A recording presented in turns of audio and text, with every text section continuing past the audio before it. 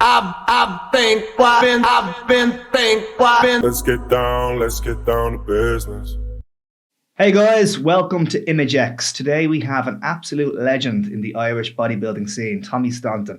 Tommy's CV, the competing that he's done over the years, the clients that he's worked with is lengthy, to say the least. We are here to pick his brain today about all things competing, the lifestyle, what to expect, what life is like, and hopefully get as many golden nuggets as we can for you guys to watch. Okay, so stay tuned. Tommy, how are you? First of all, thank you very much for coming in and joining us today. I've lost track of the amount of questions and things I want to pick your brain on. I know, we were talking a good bit before. we were. So many good things we must recap on, but thank you very much for joining us today. No problem. Listen, thanks for having me here, and you throw out the questions you need to get answered. Yeah. I know it's for students and stuff like that, and just for people that are starting off, so they're going to get a full lot of information here today. Brilliant. Fantastic. I'd love to go back to even you're right back to the beginning with yourself. When did you begin your weight training journey? When did you fall in love with it before you got into competing? Well, it was more to do with my father. Really? Yeah. So my father had all these books, all these old Ironman books. Okay. And he had he trained and he was... Yeah, he was into training. He was into weight training. He was a pole vaulter. He went to actually Blackrock College, and he was an avid athlete, and he was a rugby coach and this, that, and the other. So he was big into fitness.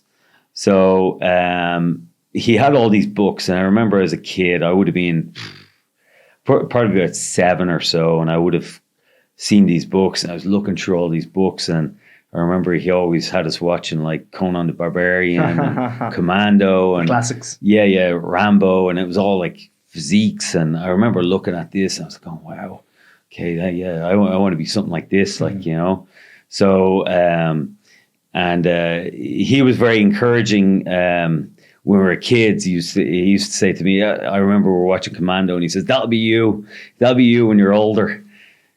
So, and unfortunately my father passed away when I was 9. Okay. Right. So he passed away of a heart attack. Okay. Yeah. So, so then coming up along, he had this old weight set at home. A few dumbbells, barbell, bench, squat rack. So I remember reading through the books, and I was about I would have been about maybe 13 I was about 13 or 14. I remember Gladiators was on the TV. Oh, yeah. Yeah, so I used to watch that every Saturday, and I was like I could do that, So I grew up in British Bay, so I was right beside the beach. Oh, yeah. So I used to do a lot of running on the beach, and I used to do the training. I used to read the book. I used to then I started with my diet and stuff like that, and it all kind of started from there, just in small. So it was a lot of information on myself. And then I moved to Dublin. I was living with my brother in Ranelagh. And so I was going to college. And then I was working at the weekends in the barge in Ranelagh. Right. So I had a bit of free time. And I was like going, do you know what? I'm going to find a gym. So I went to the World Gym on Talbot Street. Oh, yeah. And, I thought this was fantastic. It was... it was kind of the same size as the unit here. So there was a guy there, Bob Stewart, and I met Paul Byrne there as well. So Paul Byrne is the guy that started NABBA here and the whole lot. And, a lot of bodybuilders have a lot to owe Paul, because if not for Paul, I probably would have stopped bodybuilding a long time ago. But anyway, so I started training there, and I went and see my first contest. And so what age would you have been at this point if you had just... 17. Okay. Yeah. So I went and seen a contest, and I was like, oh, wow, yeah, this is great. And then I was, then I decided, right, you know what, I'm gonna see, can I get into, because I was studying business management. So I was like, you know what, I'm going to do a personal training course or fitness course. There was no real personal training courses back then. So I went to John Sharkey's course. Yeah. So I went there, and I met a very good friend of mine. He's still a good friend to me to this day, Paul Hoyt. And we were there, and I remember looking at Paul, and we were only young guys at the time. We were about maybe 19 or 20 at the time. And I remember looking at Paul and going, fuck, man, this guy's jacked. And at this time, I had entered a show. So I remember saying to him, we were talking, and he's like going, he says, yeah, you train. We were talking about training. I said, yeah, I'm doing a show in a couple of weeks. what show are you doing? I told him it was I forget what the name of the actual show was. It was a natural show anyway. And he goes, yeah, I'm doing that show as well. I'm doing the juniors and that. And I went, oh, for fuck's sake. So anyway, so that was my first time competing. I didn't know what I was doing. And were you 18, 19? I was about 19 at the time. So myself and Paul competed against each other. Paul hammered me. Like Paul had like probably one of the best physiques to this day. He was a genetic phenomenon. So myself and Paul competed against each other actually 3 times, and Paul beat me 3 times. You know, so but we're great mates and the whole lot. And you know, that was the beauty about bodybuilding, was I got such great friends out of bodybuilding. Yeah. That I'm still in contact to this day. So you know, so it all started from there. And just as the years went on, I just got better and better and better. And I went off to the States for a little bit, and I kind of racked people's. I was over there, and I was just racking up information over there. I was talking to people constantly over there. So if I seen someone who was big, or you know, anyone that was bigger than me or competed, I always asked questions. And this is what people are missed today is, you know, like I have a ton of information. There's loads of lads with tons of information. And, you know, I've always said, you know, even in the gym, I don't mind anyone asking me a question about training or about competition or anything like that, you know. So as the years went on, I just got more and more serious into the bodybuilding. And it was when I kind of really committed to it after my son was born. So my son was born in 2011. Because, you know, for me, it was more about the training. I preferred the training than the actual competition, because I hated the diet. So I kind of like, looking back, I probably should have done more competitions. But when my son was born, I was thinking to myself, you know what, I'm not going to waste my time anymore.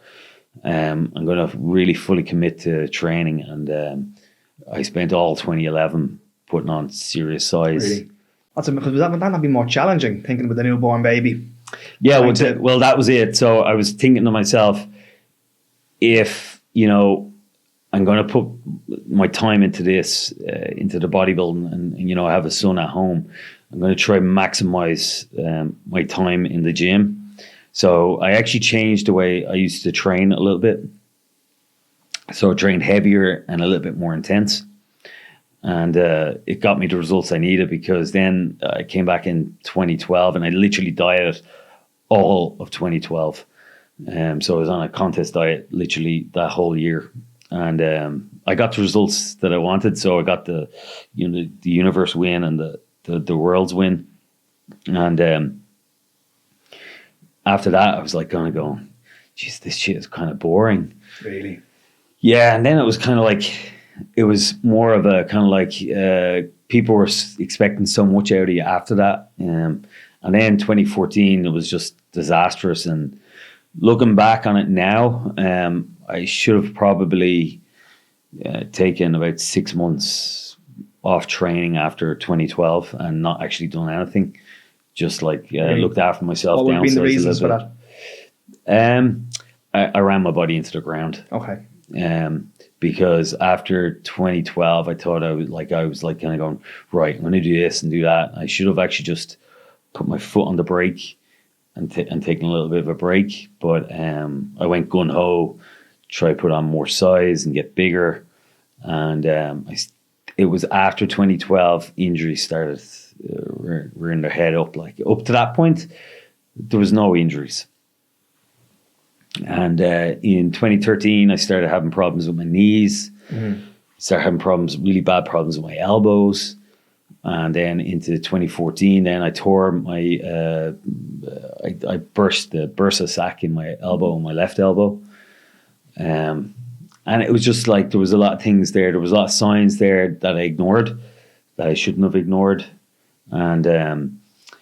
And in 2016, like in a basic accident at home, just I slipped and grabbed the sink. I tore up my tricep.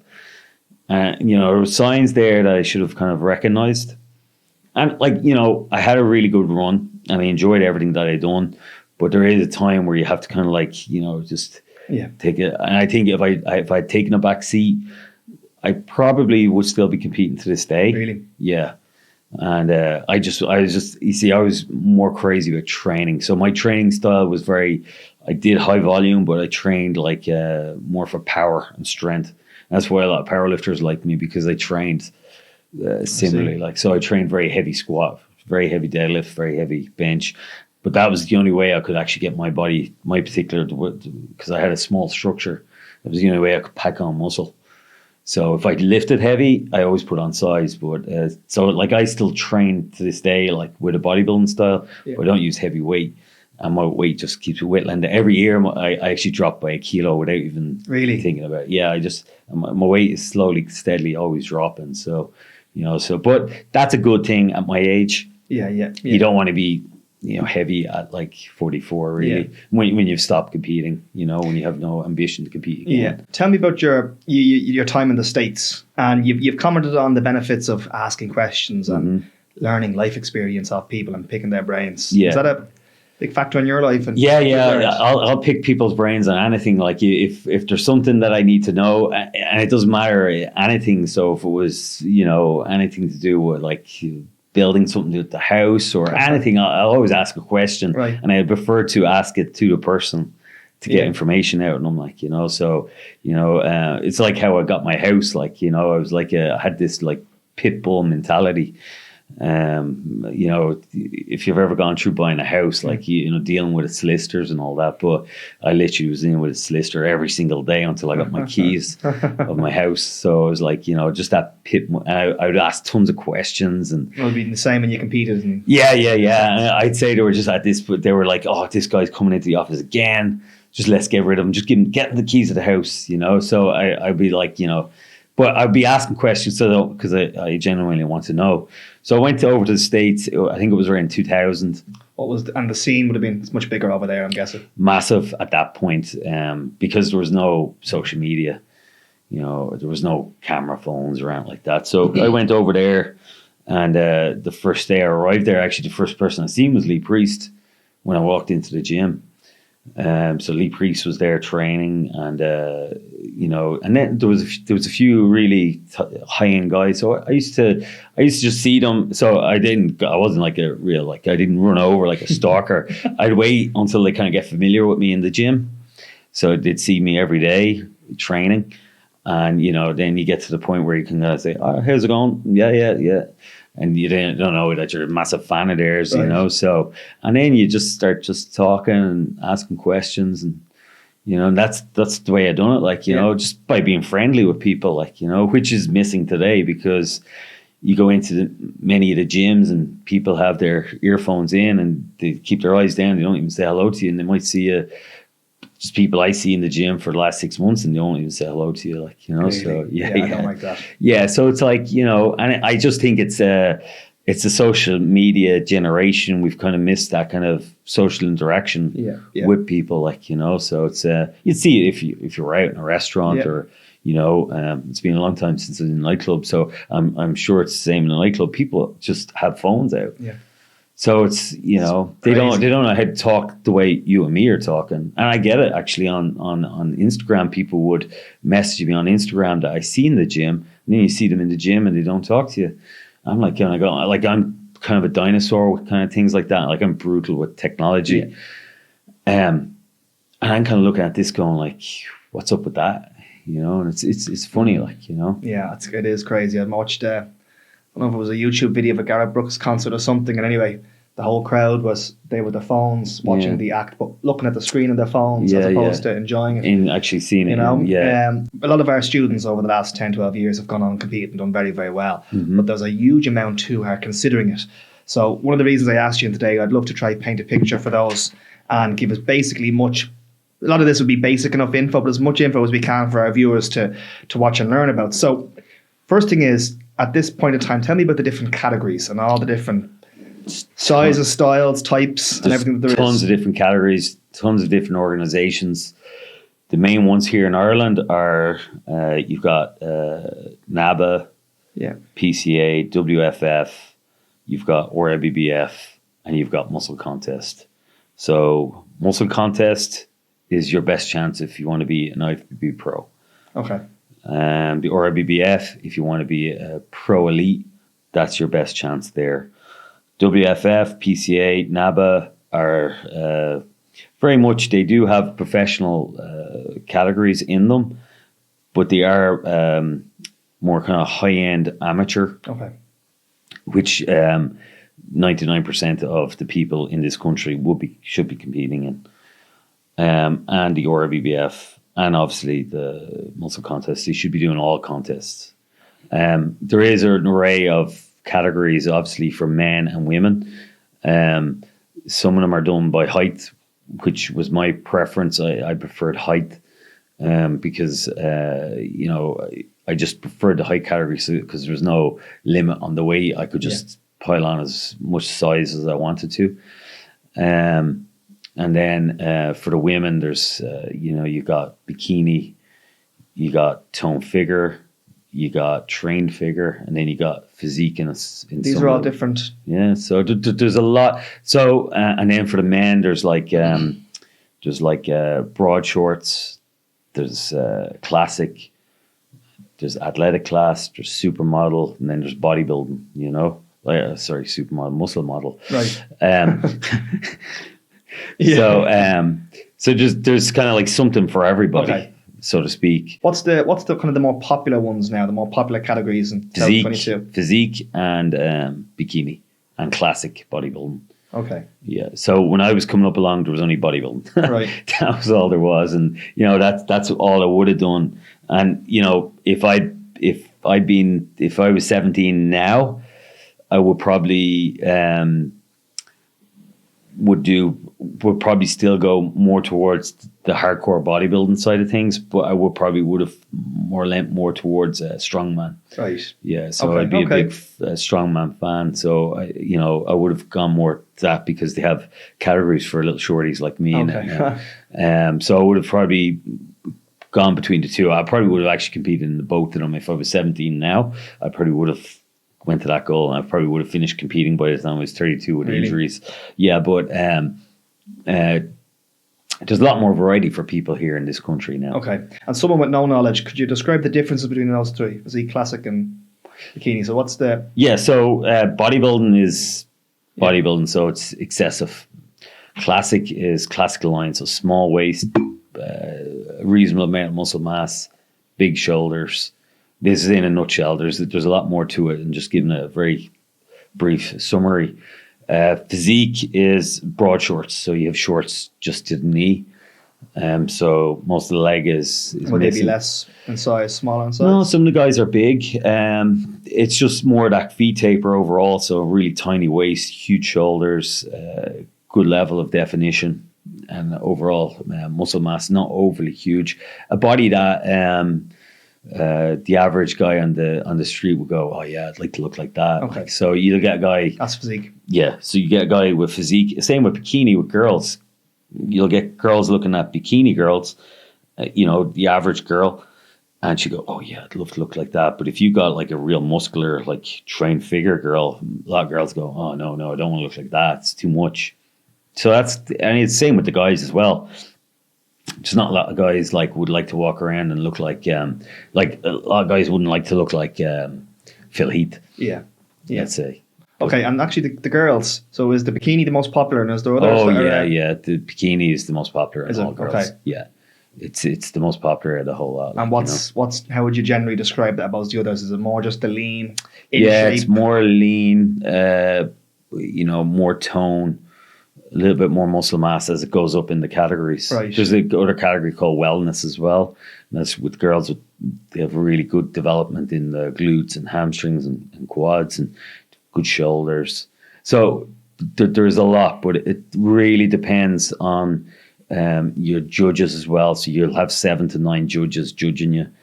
And Really, that many? yeah, you have to have the right criteria. So that's where obviously a coach will come in handy. Because they can tell you which category you slip, because you will get girls that are naturally more muscular. Yeah. So there will be some girls that wouldn't be ideal for bikini. Right. Usually the bikini girls are real petite. They're like little dolls. Okay. You know, and then you get the physique girls that, you know, that they're more muscular, you know, and you will get girls that are just, it's just again genetics. Yeah. And it's the same with guys. You'll get guys that you put on size very easy and they just have gnarly muscle on them. Yeah. And then you'll get guys that just have like prettier physiques. And some of them would be better for physique or classic, you know. So it really depends on the person as well. So if you have a guy that like so I'd get people asking me, what category do you think I should go into? And you'll look at the physique and you'll probably go, you can tell them, well, I probably think you maybe try physique. You go, well, I want to be a bodybuilder. And like, you don't have the physique to be a bodybuilder. Not yet. You can, you know, transition into that. And I think that's what a lot of people do as well. The amount of people that I talk to that haven't even gone to a bodybuilding contest and want to do a show, instead of being actually in that, you know, atmosphere of a show and watching it.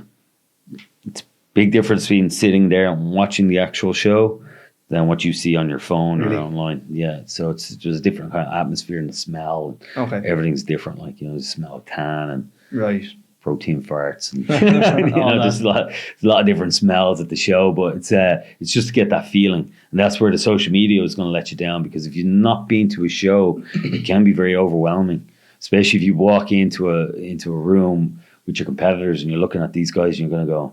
Like, so if you see someone on social media and you're kind of going, oh yeah, I'm competing against him, I'll be him. Then you see that person standing in front of you and you kind of go, oh.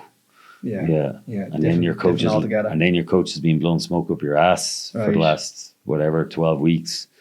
So that there's problems with that as well. Like, you know. Okay. Someone with a good base physique, male or female, they've been training a couple of years. They want to compete in their first show, bikini, physique, whichever. I know this is subjective, but give us an estimate of how long training they'd need, a kind of a training plan. 3 months, 4 months? Depending on the level of body fat, typically about maybe 16 weeks. Okay. So I'd always tell people, if it's your first show, give yourself about 16 weeks. Because what I always tell people is try to be in shape at least about 2 to 3 weeks out from your show.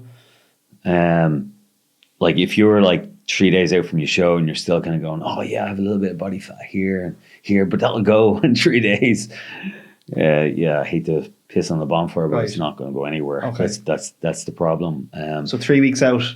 3 weeks out, you should be pretty much ready, and all it is at that point is a little bit of manipulation of water and carbohydrates, and that's it, you know. But me personally, myself, I always made sure I was ready 2 weeks out from most of the shows that I done, from any of the big shows that I done. I was always ready and just cruising into the show. There was no panic, so I was very relaxed. So me coming into the shows, like in the weeks leading up, I probably wouldn't have been the best person to be around company-wise. But then in the last kind of like 2 weeks before a show, I just calm, stay really kind of just cruise into the show, because I know all the work is done. And all I have to do is just continue on my plan, and I cut back on my training, and I usually don't do any cardio or anything like that. It's just posing practice. And that's it. A lot of people are doing way too much cardio. And that's the big thing you see with girls in particular. You get coaches and they're pounding them with tons and tons of cardio. And it's so catabolic. What are the negatives? It's so catabolic. It just drains your body. You'll see it with a lot of girls. They'll lose weight, but they'll still have fat on them, if you get me. So they're still very soft. So a lot of cortisol levels are through the roof, and they're on this crappy diet that they're on, and you can see their skin health isn't great and their hair doesn't look good. Like, coming into a show, you should be doing less cardio, not more cardio. The cardio is there just to burn fat off. So once the fat is off, you manipulate them with training, diet, and your posing practice. Posing practice, I know it sounds funny. Posing practice, like a workout in itself? Yeah, it's very, very tough. So what I used to do is I used to do like half an hour, 40 minutes every day of posing. And I would be exhausted after that. And that's what I would use to bring out the detail. And that's why I was actually good at posing, because I practiced so much. Really? Yeah, I'm so comfortable posing as well, So I was able to go out on stage. There was only one time where I didn't. and I suffered very badly for that. I done, it was 2014, and I wasn't well. I had a really bad, I'd hurt my elbow really bad. I burst the sac in the elbow. So I had this like tennis ball. It went after a couple of weeks. So, but I couldn't actually do any pressing for that. I couldn't press. I couldn't do any chest press, nothing like that. No tricep work, nothing for about 6 or 7 weeks coming into the show. So that stressed me out quite a lot. But I picked up a really nasty chest infection, really bad chest infection, and I for the few weeks I could just about train. I couldn't pose. Right. So I remember showing up at the Olympia Theatre. They had a pro class. Went in, done it, and under those heavy stage lights, I had a fever, and I suffered. I thought I was going to pass out a couple of times. And then the following week, I went to the Pro Universe, and it was the same scenario. I didn't like it. Wouldn't have made a difference. I wasn't well anyway. But the fact that I didn't practice any posing at all for a year didn't help neither. So, but it's so hard when you're dehydrated and you're under those stage lights. The heat, I'd say. Yeah. So you do learn, and there was a mistake. And I was at that point considered a professional, and I still made silly mistakes. Yeah. So you still always make mistakes. So that's why I always kind of hone in on people about posing, and I see it when I'm judging. I see when I'm judging at shows people who haven't practiced their posing. Really? Yeah. Okay, so it's 16 weeks for a complete beginner beginning their first show. Describe the first 13 weeks if you could, the general rules. How many days a week are they training? Are they allowed to have alcohol? Takeaways, fast food, all that gone out the window. So basically your life stops. Okay. Yeah, so anything of a normal life stops. Right. And all your life revolves around is eating your next meal. And all you do is look at your watch or your phone till your next meal. Your cardio, your training, that's all that matters. And whatever job you do. What I always do, and I always tell people this, is it's you have to remember it's your choice to do this. So I know everyone gets tired and we get hungry and stuff like that, but the amount of people that have breakups in their relationships, Really? Kids get thrown to one side. That's why as my son got older, that's why I decided I would really back away from it completely. Now I'd be a pretty mellow person anyway, but I could recognize myself, like there'd be times like you didn't want to really talk to anybody, and when you get home, you just want that little bit of peace and quiet, you don't want the missus telling you, oh, well, this bill came in and there's a problem with this, and the thing's not working now, and you don't want to be dealing with that, but you have to, because you have to put it to one side that, this is your choice. It's a hobby. No one's holding a gun to your head to do it, and people aren't ready for that. People aren't ready. I was thinking 8 years ago of doing a YouTube video on what it's really like, because people put up all these little glamorous videos about on prep and this, that, and the other. To be honest with you, a lot of the time it sucks. Really? Because you're always wanting to go to the bathroom as well, especially at nighttime. You don't sleep well because you're hungry. Okay, so you'll get up to the bathroom multiple times during the night, maybe 4 or 5 times during the night. And by the time you finally get into a deep sleep, your alarm goes and you have to get up and do cardio. So you're in this cycle. Now that doesn't start straight away. That's kind of like in the middle part, but it seems like forever. So you're going to go through that for about 5 to 7, 8 weeks of that, because you're going to up your water intake, and as your carbohydrates come down, there's nothing to really hold. You can up your sodium to hold a little bit more fluid in the body, but usually your sleep is really badly disrupted. So. Which affects your mood and so for me, the hardest part of prep for me, I didn't mind the diet because I eat very, very clean all year round. The hardest part for me was sleeping. Okay. I'm not a great sleeper anyway, so the sleep was the hard part for me. So I don't get grumpy if I'm hungry. I get grumpy though if I'm tired, if I haven't had enough sleep. I do now, no, because I'm fit, and but when I was like very heavy, I didn't get a good night's sleep. I was like a bear walking around. So you get grumpy just with the lack of sleep. So, and that's a really common complaint with people.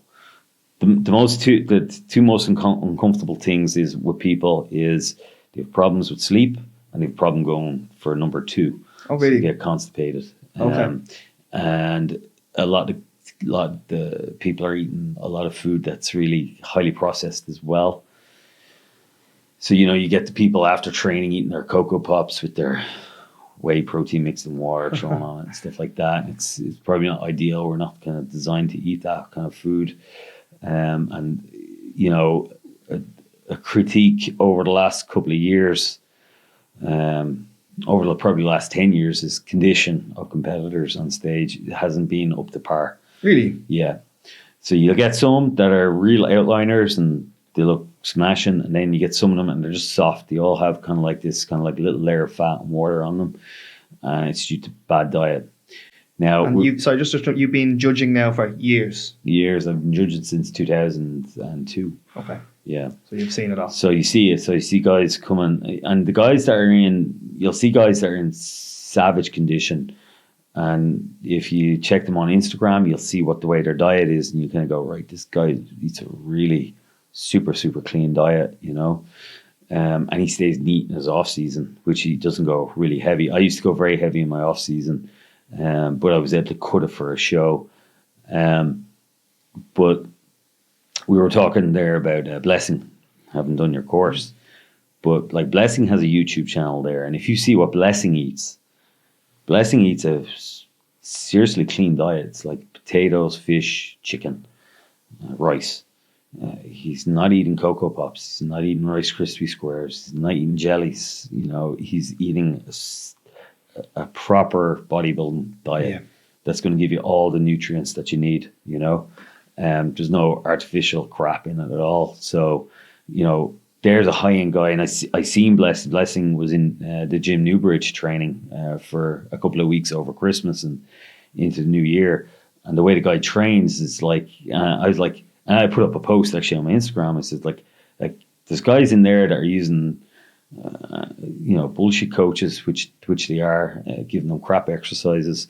And you've got Blessing, who's like he comes from another planet, training. And I'm like going, yeah, that's the way you're supposed to train, because that's the way I used to train to get the physique that I had. Blessing's a genetic phenomenon, and he still trains like a brute. And I said, that's the way you need to train. And guys don't seem to be able to click. They don't seem to be able to get the information anymore. They don't seem to be able to, click all the info together. There's a guy that I'm working with at the minute called Akin. And he's going to be the next IFBB pro to come out of this country. And this guy is phenomenal genetics. But I have him training the way Blessing's training and the way I used to train. And the guy has come on leaps and bounds. Right. He done an 8-week prep last year and won an overall in the PCA. So a lot nowadays maybe are just training that grade lower. Yeah, they're doing things that you just look at. And I'm not slagging them off in any way, shape or form. Mm-hmm. There is a place for it, but not in the way they're doing it. Yeah, okay. Yeah, what they're doing, I should be doing. Okay. Yeah, because I'm at the end of it. Like, I'm not trying to put on muscle mass anymore. I'm happy just to stay fit. These kids are trying to put on size. You don't see the kids doing any squats, no deadlifts, no heavy benching, like in proper form. You don't see them training with free weight to put on size. And, you can use machines. By all means, you still can use machines, but you have to have free weight. And if you're a guy looking to put on size, I would say you need like 60 to 70% free weight, and then the rest machines and cables. But the young guys now are just doing all cable work, and it's like you're looking at them kind of going, you're going to look the same next year, you're going to look the same year after, and it doesn't matter what chemicals you use and what supplements you use, you're just literally kicking yourself in the balls doing what you're doing. Right. Instead of putting a hard squatting session in. Yeah. And that's the guys coming up along now. Let's say some of your students who want to compete or whatever, they need to put in the hard. Like, I mean, you have I seen you had like a safety squat bar and the whole lot in there. You have everything in there. Mm-hmm. If you're healthy, you should be doing the heavy stuff. You know, it depends if you have injuries and stuff like that. Obviously, you have to work around them. But there's guys doing exercises as if they have like chronic injuries, and there's nothing wrong with them. You know, and they're not going to get anywhere. And it's been popularized on Instagram. So I see a lot of kids and they're using stuff, and I go through sometimes if I'm bored, I will go through Instagram Reels and I'll see these exercises and I'll go, hey, yeah, I see them from a kid doing that in the gym. I'm like kind of going, these like they're just bullshitting the kids, Right. like, you know, because they're not going to get anywhere doing that, like, you know. And that's where it comes back to what we were talking earlier. I see myself as a PT, not a coach. I prefer to teach people how to train properly. Because I think that's the fundamentals of where everything starts, and then you can kind of work with the diet and stuff Right. like that, you know. So I think first and foremost, you need to know how to train and train hard and train properly in good form without hurting yourself. So like I never hurt myself training. Right. And back to the 16 weeks. So the last 3 weeks, what changes are made there? And anything else we didn't touch on with the first 13 weeks? So hard training, your life stops, cutting out the junk. Your life stops. Everything is Groundhog Day. So your weekends are gone. You know, you might have you have days where you're going to be prepping food or doing your food shop. If you need to get some therapy done, like massage or chiropractic work, you'll have a day for that. You know, so and then you have to have your job, and then if you're married with kids, you still have to have their life. So you have to get used to going to, let's say, the cinema or the zoo or whatever, bringing your food with you. They might be sitting there eating. I've done it many times where my son and wife, and they're having a nice meal, and now sometimes you can go out and have a nice meal and just have a steak and some vegetables or a bit of fish or whatever. But like, there's many times where I've gone and, you know, I have my chicken and asparagus with me because I'm getting ready for a show. Now, if I wasn't getting ready for a show, I would eat whatever's going. But I'm talking about a show.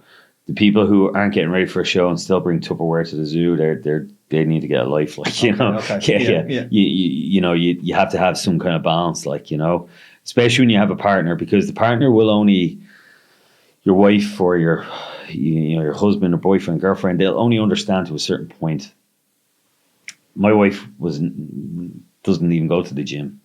She wasn't into training, nothing like that, and she supports me 100%. But I knew there was a limit to her, you know. So usually when the shows were over, it was a nice holiday. Okay.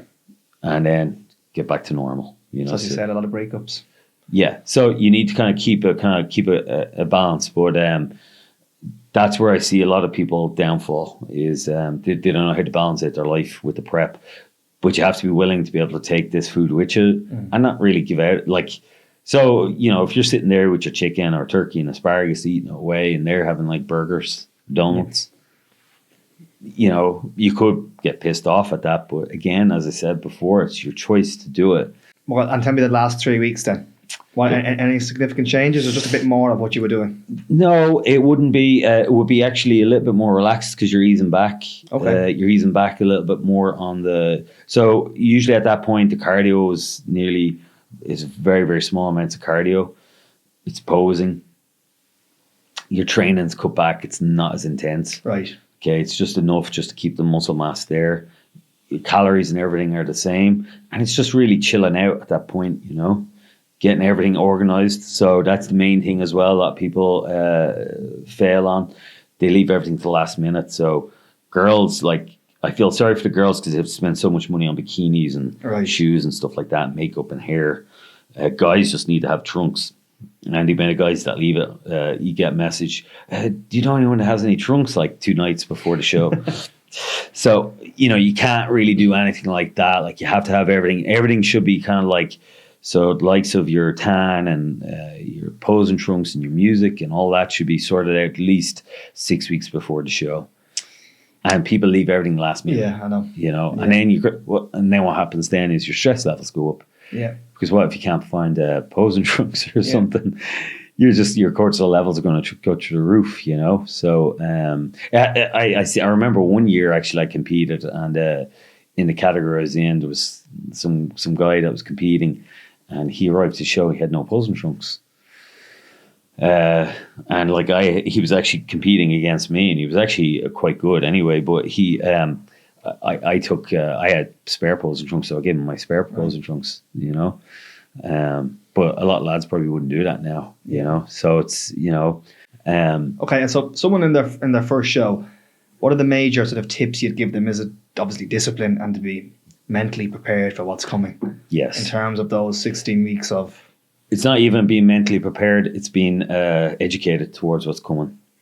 So I tell people, so I'll get people all the time. I actually had someone on Saturday come to me, and they were asking about a show and this, that, and the other. And I done a full background check on them, asked them, they'd never been to a show. So I said to them, go to a couple of shows.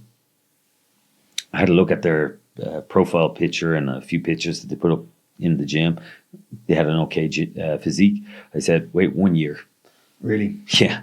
And I was looking to compete this year. I says, you can compete this year, but you're not going to do anything. Like, it's too short. I said, you need to wait till next year. Give yourself an off season. You need to work on this, and do next year. Do the end of next year.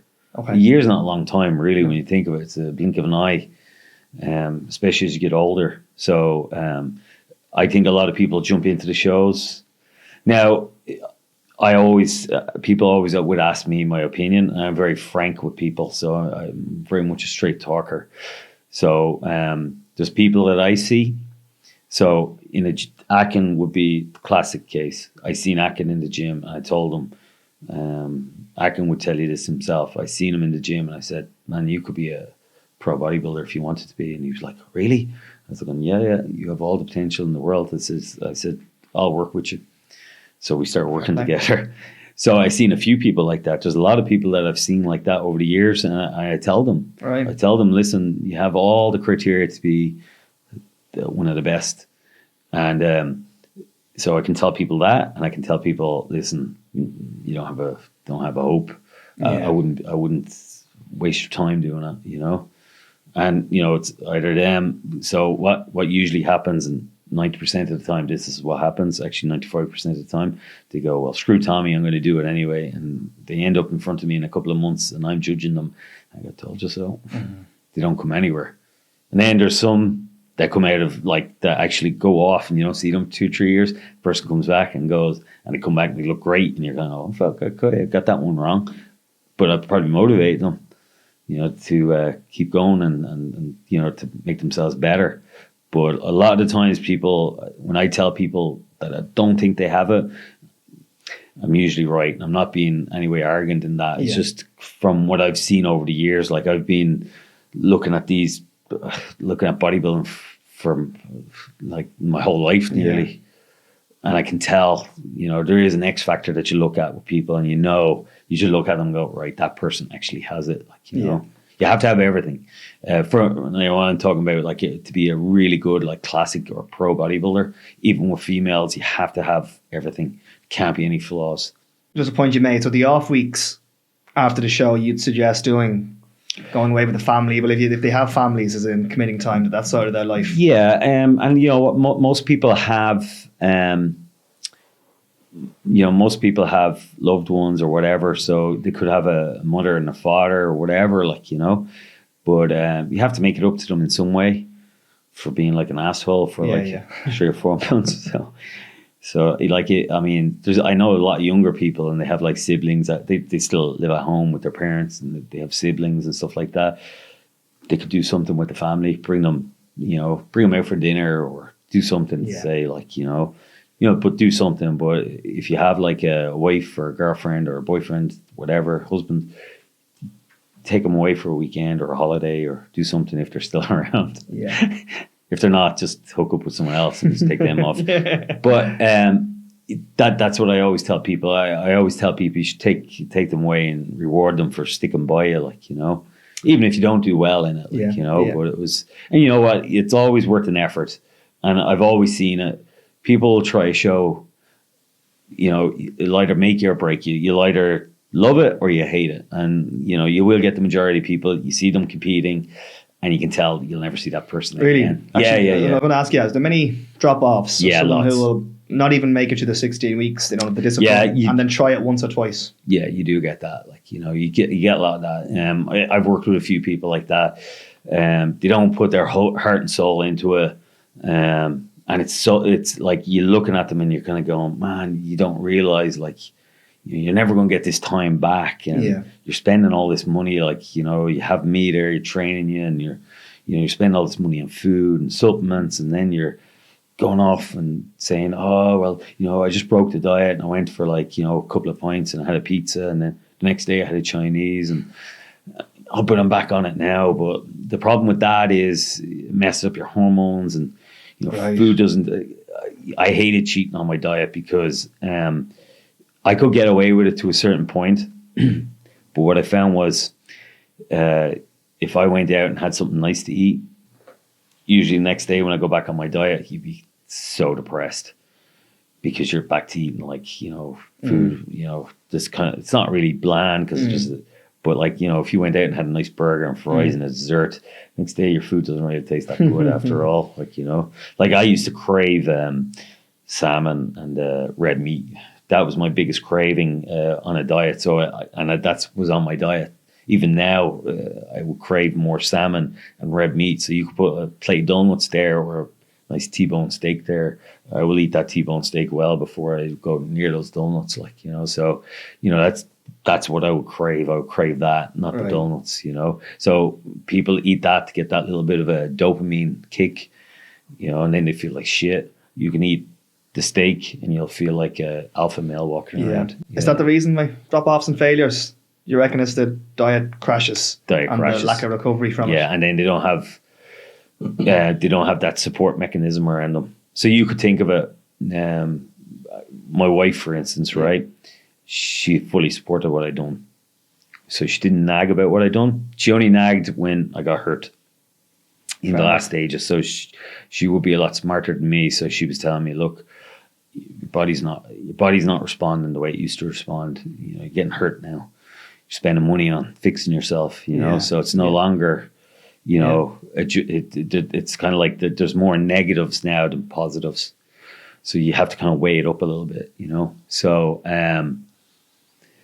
she supported me all the time. So supported me through all the shows, the whole lot. So never gave me shit, nothing. She let me do my own thing, like, you know, and as narky as I was, and, you know, not being able to sleep and stuff like that. And I'd sit up watching just TV, just trying to fall asleep. But imagine if I had her and she was just giving out all the time. Oh, you're cooking fish again. Yeah. Oh, you're eating this. Yeah. I want to go out. When are we going to go out? Oh, I want to go out, do this, do that. And, you know, if you had that constant pressure on you, this all the time, that's going to like wear you down a little bit, you know, and that's where the problems then start. So, you know, you have to have a partner that's on the same page as you. And as I said, my wife doesn't go to the gym. She doesn't train, you know, so, but I know plenty that their other partner actually trains and stuff like that, and they still can't handle it. Yeah. So that's where balance comes in as well. Talk to me, if we could, if you don't mind, about drugs and steroids in this space. Is it in all those categories?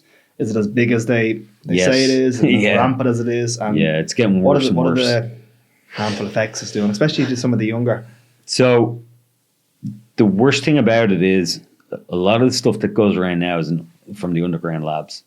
Right. So there's a lot of stuff that obviously it will have the chemical maybe in some not perfect doses. So if you're buying something that says it's 100 meg of a certain chemical, it's either lower or higher than that. So it could be lower, it could be higher. It's not like a pharma one where you get it from Pfizer or someone like that, or, you know, Bayer Shearing, where, you know, it's exactly that.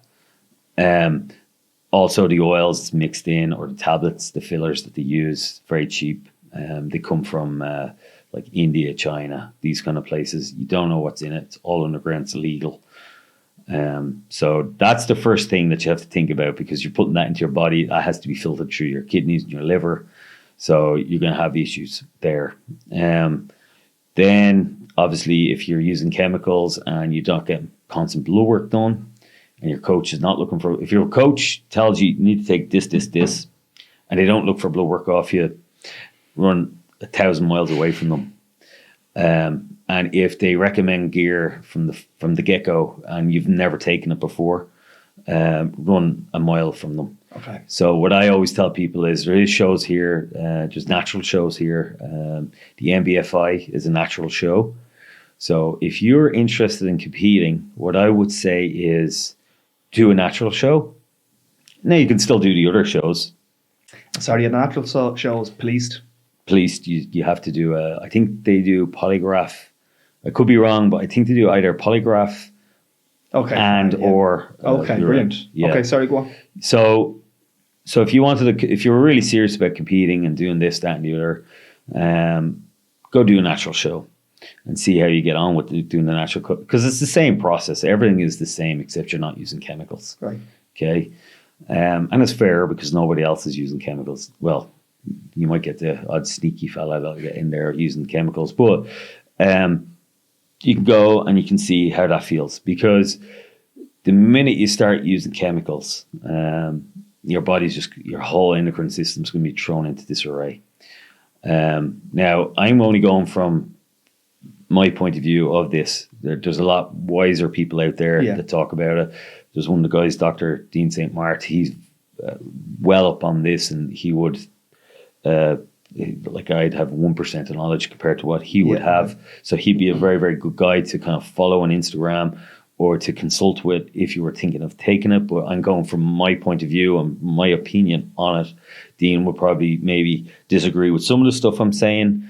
But once you start, it's very hard to come off that then, so right. So a lot of guys will start off on basic cycles, and depending on how you respond to it, if you're a good responder to it, you'll kind of like feel like the Hulk walking around, pretty quickly.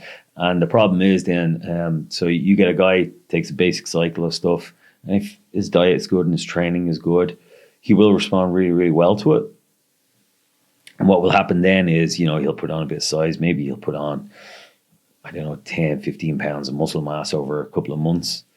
And he'll get leaner at that time as well. And, people will be in the gym going, wow, you look great. So let's say yourself, Simon, geez, you look great. Look at the size you, this, that, and the other. And you're walking around with the muscle vest on. You're kind of going, wow, yeah, I fucking feel great. But unfortunately, you do have to come off it at one point. And then you come off it and you start losing size. And then those compliments stop. Your strength starts going down. And, people start looking at you going, oh, well, you're kind of losing size. That's going to be, depending on your mindset, that you're going to go, oh, fuck. So a lot of people, they're looking for a lot of acceptance. So they're using this stuff, and, the people will accept them a little bit more. You see it in the gym. Like, a big guy walks into the gym, or a girl in savage shape, people are drawn to them. You'll get, negative and positive. But, it's mainly positive. Attention. Yeah. But, unfortunately, that doesn't last too long. Like, so you do have to come off it at one point or another. And if you're not ready for that kind of like drop off, that really messes with your head big time. Really? Big time, and you see it. And then the problem is a lot of people are taking it, and they don't realize the nasty side effects that you can get from using this stuff. So one of the big telltale signs is, and you see a lot of guys with it, and they get really bad acne. Really bad acne, really across the shoulders, and get some of them on the face, and and the chest and stuff like that. And they don't seem to see it because they still walk around wearing muscle vests and stuff like that. That's a real telltale sign of it. And as you know, the skin is biggest organ, and if your skin is looking like that, what's a sign? Yeah. What's the rest of you looking like inside? So there is a lot of things there, and I don't think people really read enough about it, and they take people's word for it. So like, people will hire somebody and they think that their word is gospel. So I always kind of say to people, maybe just do your own research. Yeah. I'm very cagey with it, because if anyone asks me about it, I tell them, listen, you're probably better off getting blood work done, seeing what your blood work is like first. Yeah. And that's how you lose most people, because most people won't do that. So that's how you lose a lot of people. And, I always tell them, listen, you're probably better off discussing this with like someone like Dean, or there's another guy in the UK called Imran Khan. He runs a clinic there. So talk to these guys. They're very open about it. And they'll discuss it with you, and you go from there. And it's all about just reading, because certain steroids won't work for certain people, like, you know. So it's but it's a minefield. But I think people are starting too young taking it, and definitely they don't have enough experience, and they don't have enough maturity to take it, you know. So I'd be very much on the side of don't take it. Right. You know, I think you're better off getting into shape without it. You know, obviously, if you want to compete, you do have to take it in certain instances. Yeah, but I think for the most part, most people should start off as a natural and see how to get that's how I done it. I started out naturally and seeing how my body responded to it. Like, you know, so there's an addiction side of it. Very addictive. You reckon some, like even some of the girls, they might start off with minor amounts, and then often that will lead to more and more as the years pass. Yeah, because a lot of girls will use the ones that will, you know, they'll use like things like thyroid drugs. They'll use clenbuterol. You know, they'll use a lot of stuff, and you know, to drop body fat and get in shape. And problem with that is just messes your thyroid, messes with everything, and you'll see a lot of girls that I've spoken to will never compete again. Really? Yeah, because they were just so messed up. They got such a fright from it, you know.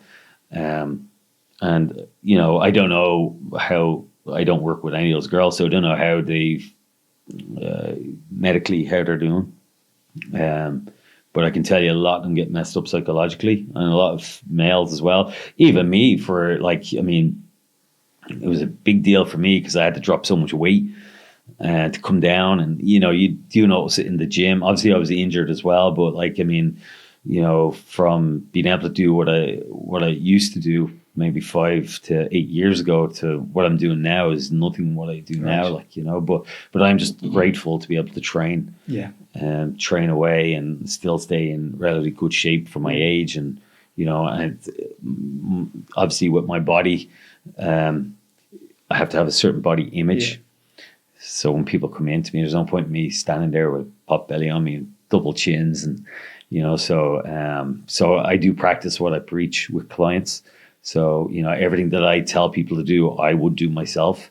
Yeah, you know, so, yeah. So it's you see a lot of trainers out there, and they're telling people what to do, and it's like I've done it many times. I don't do it anymore. I call people out and I go, "You fucking don't do that." Yeah, you know, because if you did, you wouldn't look like that. Like, you know, so you see people doing these crazy training plans with people, and they didn't even do them themselves. So a lot of the clients that I have, I actually do the session myself just to see how it works. You know, if I have a new idea, that is, and I put it together, and then I do it with the client. Then, yeah, very good. Yeah. So it's like, you know, so you're just trying to foolproof it a little bit, and just if there's any kind of problems with it, like, you know, because as I said before, you could write it out, and then you go to apply it, and you're going to go, fuck, that doesn't actually work that well, like, you know, so. Yeah, so there's certain things like, you know. I do want to come back to your coaching advice and everything else. Yeah. Just to touch on one last thing you said, natural or not, it's common enough that people have mental health issues after they finish that chapter in their lives. Yeah. And it's just from feeling so great and looking so well. It's feeling so great, and that's why I tell people they should always continue training and eating well. So what a lot of people do is, I hate the term, I'm going to bulk now. Right. Bulking is, a lot of people, their version of bulking would be eating like pizza and ice cream, you know, and they put on a lot of body fat and stuff like that. And, you know, body fat's going to have a negative effect on your, you know, we're not really supposed to be fat anyway. Right. So it's going to have a negative effect on the way you feel. So if you look at yourself in the mirror and you feel happy with your body, you're kind of halfway there, like, you know, as in you're going to be mentally a lot better. Yeah. But if you're like kind of, oh fuck, look at this, Jesus, you know, it's that's going to have a negative effect on your self-image. So you really have to be happy with yourself before you can kind of go out there and kind of like, you know. So I say it many times because people always say to me, do you miss? You do sometimes when you look back on the pictures, you kind of go, oh. But then you kind of think, fuck, what I had to go through to look like that. I'm much happier looking the way I do now than the way I used to look 10 years ago. And I feel a lot better than what I did 10 years ago. I have energy all day, like, whereas before, like after training, I'd have to have a nap. Really? Yeah. Or, if I sat anywhere for any length of time, I'd fall asleep, like, because I was just so drained from training and being so heavy, carrying that weight all the time, that you just fall asleep sitting anywhere. Yeah. So if I was at home watching a movie, it just fall asleep. Gone. Whereas now I have kind of a perfect rhythm. So I know, I have to be in bed at this time and I get up at this time. So, and I try not to deviate too much from it, Someone who wants to compete their first show and then go on and do more and go down this path, is it an expensive lifestyle? And probably you mentioned also the females have expensive bikinis. Yeah, it is now, and it doesn't need to be. A lot of people hire coaches, online coaches, and they don't need to hire online coaches. There's a huge amount of books and materials out there. I put them on my Instagram all the time. There's one one called Be Your Own Bodybuilding Coach by Scott Stevenson, Dr. Scott Stevenson. And he's like, when it comes to like bodybuilding and just the whole diets and the whole there's a whole book there. I read the book. I bought the book actually during lockdown, just because I seen it so much. And Cornelius Parker, he basically recommends it as well. So I got the book and I read it cover to cover, and I was like, "Oh man, yeah, that's a coach right there." Right. And it costs whatever on Amazon. It costs like €60, and They can learn what they need. you can learn what you need for your first show. Where you do need a coach is when you're getting to the next level. So when you want to be very high amateur or pro, that's when you need a coach. But for your first couple of shows, I think you're better off having a diary, keeping a diary of everything that you do, reading, obviously the material before you start this process. Keep a diary of everything that you do.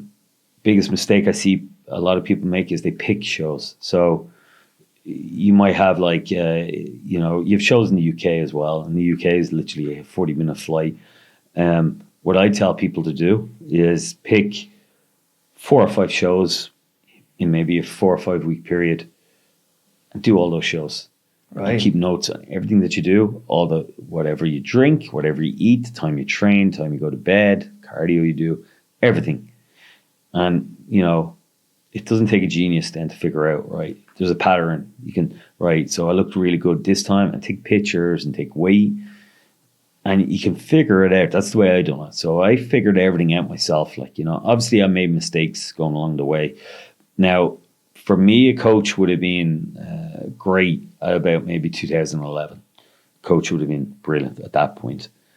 But at that point, I was so stubborn. Right. I didn't know no better. And obviously I wasn't on social media or anything. I didn't get on social media until 2013. Okay. So I wasn't on any social media.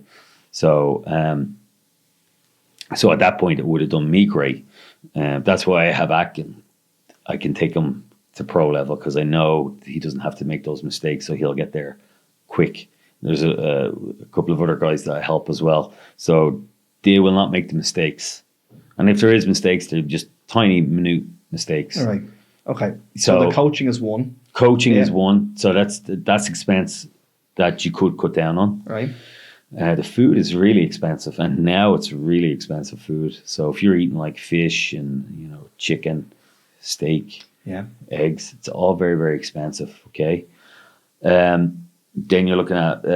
I always got chiropractic work done, so I usually went to the chiropractor twice a week.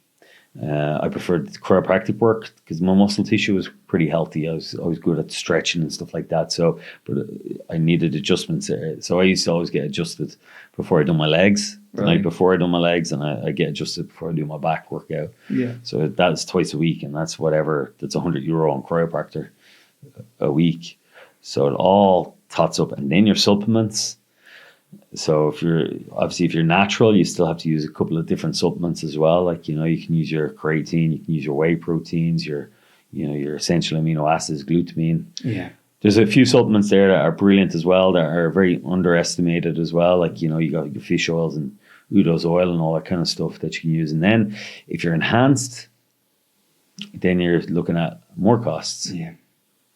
So it all adds up. Like, so it is quite expensive. And I do come across people that take out loans to do shows, Right. which is how I done it. And, I was really good with money. So what I used to do is if I was getting ready for a show, so I'd have a show picked out that I was going to do, I would start buying supplements, putting them to one side. So I'd put planning ahead for it, and I'd always have my posing trunks and all that. I know what music I'm going to use, everything. So it's just like, really for me, going through the shows was like cruise control for most of the preps that I done. Right. Okay. And then you obviously get injuries, and that's where the problems then start. Like Let's talk about some of the benefits. If someone goes down this path, they do okay, they keep going, they do better and better, they become pro, which I'm going to ask you in a minute. What are some of the income streams those who really do well can make? How do they earn money? A great way is doing what I do. Okay. So obviously coaching. Now some people, again with the coaching, you have to be very diverse with people because not everyone's the same. So what I done for myself, I would never do to somebody else, Right. Unless they had kind of like attributes that I did. So I would probably do that with them. So there's obviously the coaching. The mindset of getting ready for a show as well works very well in outside life as well for business. So a good friend of mine, Billy Byrne. Interesting, yeah. Billy Byrne was an overall NABBA Mr. World winner. He's doing very well in NABBA Universe as well.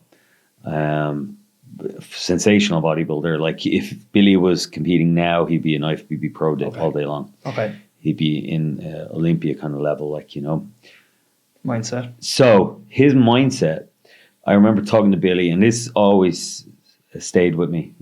Billy stopped bodybuilding for ages, and he went into a little fat man, and he's very high up in the Royal Mail, right? So he worked his way up. So he's a postman going around, and he works his way up. And I don't know what he's in a very high position now anyway, really high position. But I remember speaking to him. I said, Jesus, he says, you know what, Tommy? He says, I put the mindset that I had, because obviously he had to do courses and all this kind of stuff, to get to the level he's at, the job level. He said, I put the mindset that I had when I was getting ready for shows into that. And that's what brought me to that level. No way. And actually, you can use that you'll see it a lot in people, a lot of really, really good bodybuilders. If they can turn that kind of mindset that they have getting ready for a show into something else, they're pretty much unstoppable on what to do. It's like when I bought my house. So what I done was I decided to buy my house back in 2015. About 2014, 2015. So I kind of retired from bodybuilding, so to speak, at that time. So I decided I'm going to buy a house now because the rent, like in Rathmines, was just astronomical. Crazy. So I was like kind of going, do you know what? I'm going to get a house. And obviously I was doing my PT, and I was working with a guy at the time in a supplement shop, and we were doing all that. And you know how hard it is to get a mortgage and stuff like that. So so I said, do you know what? I'm going to just put the mindset that I had when I was getting ready for the show into getting a mortgage. So doing everything that I need to do to get approved. So I done it. And I got the mortgage, and then the other part, obviously when you get the mortgage and then you get the house, then you're kind of thinking of having to get the keys to the house, because I wanted to move in by Christmas time 2016. I wanted to actually have the keys for 2016, Christmas 2016. So I remember the solicitor telling me and the estate agent telling me, it'll be probably into maybe March 2017 before you get it. And I went, screw that. I'm going to get them well before that. And I just kept going into the office every whatever day, it takes, ringing them, everything, asking them, why is it taking so long? This, that, and the other. I remember 9th December, man rings me, here, Tommy, the keys are at the estate agents, go get them. So they were just like, just go away. So, I just kept knocking. So that's a small example of what you can do. But I do that same with my business now. So it's very much kind of like I put blinkers on and I do what I need to do. I don't watch really anybody else. Yeah. Yeah. And that's what a lot of people do now is they're watching what you do and watching what he does. And instead of just focusing, you have some control on what you do for yourself, but you can't control these other people. That's the same, anything in life. Same with business. We were talking about earlier, some of the spoofing in the business. Yeah. You know, people are looking at these, but I want to kind of get to that. Just work on your own, do your own thing, get ideas from that, but don't be looking to do that. Like, you know, it's just stay in your own lane and do your own thing. Like, you know, I think that's the way forward. But that's where the bodybuilding prep will teach a lot of people. So you'll see, you know, it teaches life skills as well. Like, because there's a lot. People don't realize the willpower and the discipline that you need to do a bodybuilding contest is unreal. I don't think there's any other sport in the world that you have to live 24/7 for that length of time. Like, there's no switch off. It's constantly, you know, you're constantly at it. Like, you know, so I think a lot of people aren't ready for that, and they do get a shock. And I have lads over the years. I've seen people breaking down crying. Really. Guys and girls breaking down crying because the diet was that bad, you know, because they weren't ready for it. You know, if you're a highly organized person and you have some level of OCD, everyone has kind of a little bit of OCD, but like a little bit above that OCD, you'll get on really well in bodybuilding because you need to be a little bit OCD, you know, to do it. You know, so but I loved the bodybuilding lifestyle of competing. I love that's doing the same thing every day. Yeah, I love I love the Groundhog Day thing. And you know, I thrived on that, and I hate it when the show was over. Like, you know, because you know, you just have this thing. You have your little routine, and I'm really an animal of routine, so I adapt well to it. My life's pretty boring, so it's, you know, so it's easy to kind of adapt to it, but then after the show, that's when people need to be really kind of diligent. And that's the problem with some of the coaches, drop them after the... So it should be, when you're hiring a coach, always make sure the coach is going to work with you for at least another 8 to 10 weeks after the show. Yeah, because you have to kind of like, you know, you have to come out of that as well. So, you know, you can't just start eating Ben & Jerry's ice cream for breakfast the next day. You know, I've tried that. It doesn't work well. Yeah, what normally happens to people is after a show, especially if they've been really low body fat levels, and if they've depleted water for about 3 to 5 days, it's the danger zone after a show, because you will retain a ton of fluid. So that's where you need to be really careful on what you eat and how you eat and the amount of water you take and sodium you take and sugar. Sugar will be the biggest thing. Sugar will cause a lot of retention of fluid as well. Sodium is known as to retain fluid, but more in a positive way than sugar will, you know. So sugar is the biggest demon in the whole lot, like, you know. So, you know, even in everyday life, you know. Okay, so the mindset and the whole discipline and like getting yourself to that point and competing, like it's you probably transform yourself and you'll be able to achieve other goals in your life. Just to go back on the income. So if someone big ambitions and they do well and go on and maybe make it to pro level, where are they actually earning money? You mentioned coaching. Tell me about the sponsorship. How does that work? There's no sponsorship. Is it not? Because people think I'm sponsored by this, I'm sponsored by that. Is that just free supplements and free this? Years ago it used to work really well like that, as in the sponsorship. There's very little sponsorship now for the actual mainstream athletes. Where all the sponsorship goes is on influencers and social media. So you could, like, there's guys out there that wouldn't win a Irish first timers, and they have bigger sponsorships than guys standing on Olympia stage because of their social media, you know. Right. Is it right? Is it wrong? It's not for me to say. It's, you know, it's dog eat dog world. Yeah. I don't think it's fair, personally, myself, if you get a guy that's like, you know, put his heart and soul into something and he's a masterpiece of physique and he's out on stage there, you know, and he doesn't get sponsorship, you know, and that's where a lot of people kind of fall off. Yeah. Okay. You know, so, you know, people who think they're going to turn professional in bodybuilding or in bikini or whatever, and think they're going to make a lot of money out of it, they're not going to like make a lot of money out of it unless they're really like winning a lot of top level shows. Okay. And you know, even at that, are you going to make a lot of money at that? Like, you know, so main thing, if you're going to be at that level, is the main thing to think about is what I always say to people is make sure you have a mortgage or a house, and make sure you have health insurance. Because you need health insurance if you're going to do this long term, you know.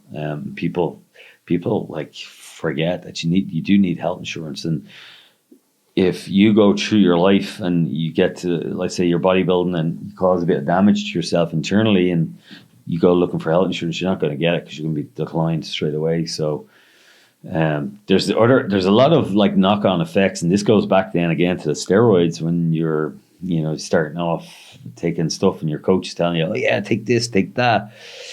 Well, you know, you might take that and obviously you get addicted to it and you take it for a few years, and then, you know what, 10 years down the line, it'll come back and kick you in the ass because you might go looking for your health insurance, or you need your mortgage protection. So you need to get like life insurance and stuff like that. And you'll be denied it because you won't pass the health screening, because they can find something wrong with you and they can kind of go, decline, you're not getting it. Never thought of that. Yeah. So there's a lot, or they'll just bang up your premium. You'll be on a savage premium, like, you know, like I think my premium's like whatever a month is like 40, 50 euro or something like that.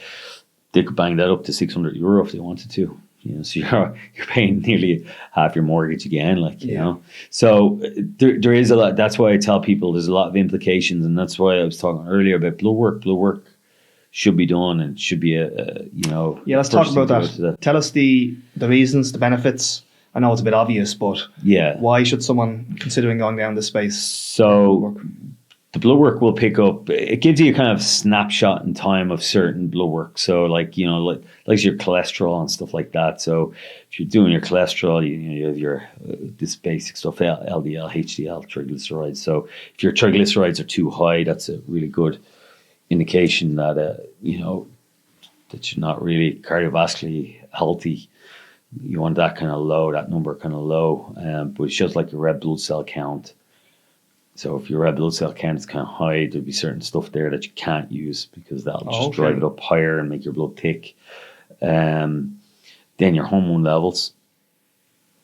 So if you've after doing even as a natural, actually, if you've competed naturally, and you've done a strict diet, and you've brought your body fat levels down into the single digit numbers, and you're like, you know, that will mess up with your hormones big time. So, you know, testosterone is our driving force, but there's also other hormones there as well, like your LH, FSH, and SPG levels. They all work together. So blood work will give you a good indication of how everything's working together, you know. So you have your basics: liver function, kidney function, cholesterol, but there's the hormone panels as well, which unfortunately a lot of Irish doctors don't do. And I tell people, you know, so, you know, you might get people, and this would be for your students and yourself. You might get a client come to you and they go, you know what, I feel like shit. Just don't want to get off the couch, don't want to do anything, blah, blah, blah, blah, blah. And, you know, they could get basic blood work done. Blood work doctor goes, yeah, you're grand, you're healthy. But they've never done their testosterone. They could have the testosterone levels could be too low. That's where kind of like TRT will come in to play. You give that person a therapeutic amount of TRT through a doctor, and that brings up the testosterone levels just to a, you know, not a crazy level, but bring it back up to where it maybe was when they were like 20 or 21. All of a sudden that person is training harder, they're gaining muscle, they're getting leaner, they feel better about themselves. And it's just because testosterone levels are at an optimal level for them. Like, you know, they're not crazy high or they're not crazy low. So you have to have a kind of an optimal level there. And that's where a diet comes in. That's why I'm a real, I'm big into my kind of, I don't eat a lot of like processed food, and I don't eat a huge amount of carbohydrate either. So I eat a lot of, you know, natural fats and a lot of protein. You know, make sure I try to get as much sleep as I can. I still train with weights. I take my cold showers and Yeah. all this kind of stuff to keep my testosterone levels optimal. So so there is other ways of doing it without going on TRT, but it's like it takes a long time for them to come back without using TRT. Like, you know, I did do TRT, came off it, I feel good. I will get blood work done and see where I'm at. I am taking a supplement at the moment to help my hormones as well. It's a supplement that's been around for years. People don't know too much about it, but I find it really, for me, for the benefits that I've gotten off it. What's it called? Humanifort. So I take 300 mgs of that a day. So I take 100 mgs in the morning. I take 200 mgs before I go to bed.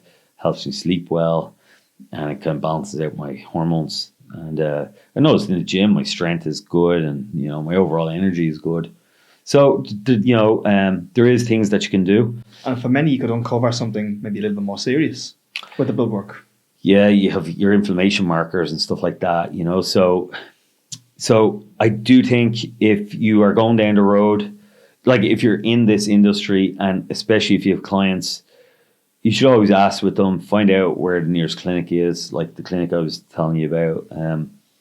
So there's like 2 clinics that I know of here in Dublin that you should be sending clients to, get their blood work done, get them checked out, see how everything is. The doctor will tell them, because the doctor specializes in it, if they're low in something, but it'll give you, they'll be very grateful for you to do that as well, because you're going over and beyond, because you're not making any money out of it neither, but you actually have their best interest at heart. Yeah. So if you tell someone, if he comes in, if you get a man or a woman in their 40s or 50s, and you know, and you say to them, listen, maybe go off and get blood work. Here's a lab that you can go to, get it done, see what. Give us the recommendations of the. So there's Nuacell in Malahide, and then there's the Blood Lab clinic, the UK one. They're going to be coming here on a regular basis. So on their website, you'll be able to see what parts of Ireland they're in. So they're in Finglas this Saturday. So your client, like I send all my clients, every one of my clients gets blood work. Every single one of them. You could ask any of my clients, they go get blood work done. And I always, the first meeting I have with them, I always ask them, when was the last time you got blood work? And more than likely you're going to go, geez, I haven't had that done in years. So you tell them, you know what, maybe it's an idea. Now, I don't push them into it. I'll do a couple of training sessions with them, talk to them. And, you know, by talking to people, you can get kind of you feel their energy, especially when you're training someone, when they walk into your gym and you're there with them. You can tell if someone's having a bad day, if they're happy, if they're sad, if they're tired. You can tell a lot from them. You can't tell that online, like, you know. Yeah. You can tell by their demeanor, the way they walk in and stuff like that. So you can say to them, do you know what, this clinic here, I'll send it on to you. And what I usually do is I'd have my phone, I take it out, and I say, I'm just going to send it to you now so I don't forget later. And nearly all of them pretty much just go, yeah, I booked in there, I'm going to go see them. And there's always some little issue that will come up. Really? Like, yeah. And would they share the results with you? Yeah. They'll tell me, they'll send it to me, because they'll, do you know, what does this mean? You know, they'll send it to me, and you kind of go, all right, okay. And then from there, unless it's something serious, I wouldn't, obviously you have to go further with it. But if it's something like cholesterol or red blood cells too high or something like that, there's supplements there that they could take to bring them down. You know, and you know, there's loads of different supplements now that are available to us that you can use that'll make you healthier. So, and obviously correction of the diet as well. Yeah. And you know, when people see their blood results, and you kind of go, this is because you're eating like a half a packet of biscuits every day. You need to cut out the biscuits and watch that go down, get your blood work done in another 2 or 3 months. And then they get the blood work done and they see it went down. There you go. And then they go, and then you have a lifetime client. Yeah. Because they trust you. Yeah. And then they keep coming back to you. But if you just bring someone in and go, right, okay, let's go, we'll go training and do this, that, and the other. You don't ask them any questions. That person is probably going to do the block they bought with you, and you're never going to see them again. That brings me on to the next point. That's one of the things that I think is different about yourself, is the level of depth you go into with questions with your consultation, especially with new clients. Yeah. Talk to us about that if you could. Yeah. Benefits, reasons, what you uncover, how you can retain clients with it. So what I usually do is, so personal training is personal. Okay, it's not just about training. I think you're certain parts a psychologist, advisor on life as well. So you advise people on things, and you can share your own experiences on life with people. I get a lot of clients talking about their kids to me, and maybe they have a problem with the kid, and I talk about, well, this is what I would do, and this, and then they go, like, I have clients that'll bring their kids to me then to train, just to find them on the right path. So what I do is, the benefits of what I do is, I basically talk to the person, and I basically it's not just about coming into the gym and training. I figure out the person's personality, and I figure out a level that we can relate to. Okay. So if someone has kids, we'll talk about their kids. I know the names of all my clients' kids, what they're doing, what sports they're playing, this, that, and the other. That makes a big deal, especially when you're starting off someone new. You have to deal with what their stress levels are. So if you have someone with like 2 or 3 kids, okay, first off, you're going to know, and then obviously you know their occupation. So you're going to have to figure out, right, okay, this person might be able to afford fillet steak every day, or this amount of supplements. So you're going to have to figure out a budget for this person as well, and a way to train as well, that they can kind of move around. So if you have kids that are kind of like over the age of 7 or 8, between 7 and let's say 16, they're going to have football practice, stuff like that, whatever. Yeah, so there's going to be a lot of commitment. So so you have to kind of identify that as well. Then what their partners do, you have to figure out that as well. Like then you get a lot of partners giving out about their partners, and I train a lot of couples as well. And then you get couples, and so you train the husband one day, and he's giving out about the wife, and then the wife's training, and then the wife's giving out about the husband, and you're kind of like a mediator between the two. So there's a lot more to it, and you're still trying to get the training in, and they still get a quality training session, but you build up a friendship with them. So, and then they share things with you, so it's not just coming in, and it's not clinical. It's not like just cold and coming in. So I asked them, first thing I always ask is about their kids, and, their family life, and the stress. And, there's some people that have been recently divorced or separated. Yeah. So those ones are going to be a hard one, because they might just go off the wagon completely on you. So, okay. So you have to take a risk with them ones. And then you get into obviously the basic, like height, weight, and all that kind of stuff, and then you go into a full medical history. Then you just ask them about sporting background, and how high they went in that sporting background, or what level of training they had. So you can kind of, like, what I'm trying to do is build up a profile of the person. Paint a picture of them. So if I'm going to bring in someone like that's fit, and I kind of go, right, this guy's a bit of a savage. Like Emmett Byrne, the ex-rugby player, played for Ireland, right? So Emmett, for instance, I know that guy's a savage. I can do anything I want with him in the gym. He's going to be a savage. But if I have a girl comes in, she's after having like 2 kids and just wants to get into shape, I can't go into the gym and annihilate her. Yeah. I have to kind of get her very familiar with the gym. I got to get her familiar. Basics. Yeah. And get her used to me as well, and not frighten her off, And then, then before you start the session, how are you getting on? And, as we're warming up, how's the kids, and how's whatever the names of the kids are, how's your partner getting on? And then you ask, did your partner train? And then you get more business that way, And then you ask about, they might have a parent or another loved one that might be sick, or there might be something wrong, and they'll ask your opinion on it. And you might tell them, I sent recently, I sent a client of mine, her mother went to one of the doctors there out in Malahide, and she's getting on great now. Is she? Yeah. So it's not just about, and this is where the money thing comes in as well. So I don't mind, the money thing comes and goes. Money comes and goes. Time is the thing that you work on, and quality, giving people quality. So my main thing is, my commodity is time. So I always look at time. So it's time that you spend with the person that you're training. It's not about the money. You could get in 10 people and every day and just train them and just do like in,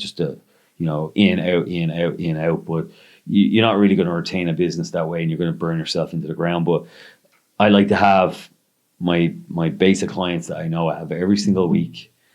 You know, I know I can go off on holidays, and I know I can come back and they're there, or they'll go off and do their own thing for a while, and then they come back. They always come back to you. So if you put your time into a client, they will always come back to you. You know, they won't go anywhere else, because you can build loyalty with that client. And you know, they might go off, and I actually sent a couple of my clients actually to Own. Okay. Yeah, because Lacey and I was trying to figure them out a little bit, because one guy I was having terrible problems with, and I sent him out to Own. Own worked with him for a little bit, and your man came back to me and said, Own said, like, you're doing exactly what he would do. So that's great. Yeah. So I was like like that, to be able to. Yeah. So I was like kind of going like, because I was like, oh, what the fuck? Why is this not working? Like, you know. So he was just stubborn, and he was cheating and stuff like that on his food, and I had very high stress levels and stuff like that. So you need to be able to do that as well. Like, you know, as I said, I don't know it all, and I always ask people, and if I have a problem with somebody, if I'm not figuring something out, and you know, I mean, just a little bit, or even with myself, I'll always ask a question. You know, and there's a lot of people out there that think they know it all, but they don't really, because you can learn something new from everybody. Like even some of the new young lads coming up along, they'll have different ideas, and you can take some of those ideas as well, like, you know, so you can run with them, like, you know, so you can learn something from everybody, like, you know. So, and every day, every client's different as well. I don't think you can do the same thing with everybody. So I personalize everything that I do with people, like, you know, different diets, different supplements, different kinds of style of training. Talk about that a little bit more. So the differences from one to another. So you'll have some people that aren't body aware at all.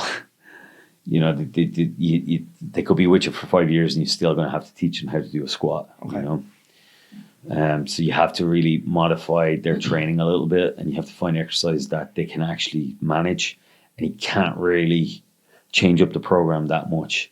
Then you have other clients that you show them an exercise once and they get it straight away. So with them, you can constantly kind of change a little bit, and if you feel like it, you kind of go, you know what, I'm going to do something different that'll really F them up today, and they'll love it. They'll go great, and they'll eat up what you throw at them. Yeah. Whereas the person that doesn't really have any body awareness, you'll have to spend about half the session teaching them how to do a Bulgarian split squat, like, you know. So you could do that with them, and then kind of like, but you'll have to work on that, and then the progress slows because you're spending so much time with them on one movement. So you have to find movements that will work with them really well, and then work around that. But over the years, I've worked with serious savages, and the most savages are the women for training hard. Really? Yeah. You tell them, give me 5 or 10 more reps, and they'll do it. The guys will quit, or they'll cry and they do it. But there's some girls that you train, and they just do it. Like, you know, they listen to everything that you tell them to do. Some guys think they know better, and maybe they'll stop, or, you know, they'll question too much of what you're doing, and all they're doing is shortchanging themselves really on the session. And then you have to explain to them why you're doing it in such a way, and you know, but there is, so you have, and you have to adapt to those kind of different personalities. So there's some people there, and you'll see it yourself. There's some people that you kind of go, all right, okay, you know, you earn your money on a training session. And then there's some people that I train there, and I'd actually train them for free, you know, if I could. You know, yeah. Like, it's a pleasure. You're like going, shit, I get paid to train this person, and it's so much fun, because you're like having laughs and jokes, and like the training is serious between the sets. It's laughing and joking, and it's like, it's a pleasure, like, you know, I love to train them, like, you know. Okay, let's one last time. I'm going to touch on that. So a newly qualified PT, their first consultation with somebody. Like, I love the point you even made about budget, the fact that you're not going to recommend steaks and this and that, and, you know, money's a little on the tight side. Anything else you can just highlight for someone who has little knowledge on this? First, sit down with a new client or potential assessment.